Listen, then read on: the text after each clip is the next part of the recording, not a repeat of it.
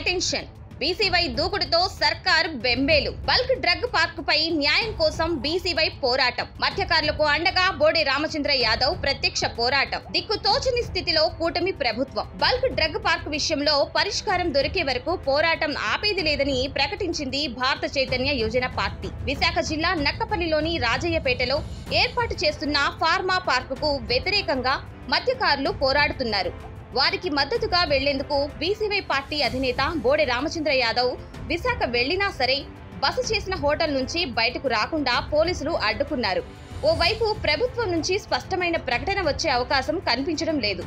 దీంతో BCY party ఆందోళనకు సిద్ధమవుతుంది ఇప్పటికే బల్క్ డ్రగ్ పార్క్ పై దిక్కు తోచని స్థితిలో ఉంది కూటమి ప్రభుత్వం దీనికి తోడు బీసీవై పార్టీ అధ్యక్షులు బోడే రామచంద్ర యాదవ్ ప్రత్యక్ష పోరాటానికి దిగారు నక్కపల్లి బల్క్ డ్రగ్ పార్క్ విషయంలో మత్స్యకారులకు న్యాయం జరిగేంత వరకు ఇష్యూను వదిలిపెట్టేదే లేదని ప్రకటించడంతో ప్రభుత్వానికి చెమటలు పడుతున్నాయి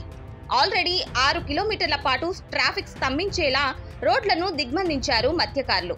ఆ సమయంలో నక్కపల్లిలోని రాజయ్యపేటలో బీసీవై పార్టీ అధినేత బోడే రామచంద్ర యాదవ్ అడుగు పెట్టకుండా పోలీస్ యంత్రాంగం గట్టి ప్రయత్నం చేసింది బట్ ఇకపై బీసీవై పార్టీ పోరాటాన్ని ఎవరూ ఆపలేరని అల్టిమేటం ఇచ్చారు ఇప్పటికే బల్క్ డ్రగ్ పార్క్ విషయంలో ప్రభుత్వం మోసం చేసిందని తీవ్రంగా మండిపడుతుంది భారత చైతన్య యోజన పార్టీ రాజయ్యపేట గ్రామం నుంచి 30 మంది ఒక కమిటీగా ఏర్పాటై ముందుకు వస్తే సీఎం చంద్రబాబు దగ్గరకు తీసుకెళ్తానని ప్రకటించారు హోంమంత్రి అనిత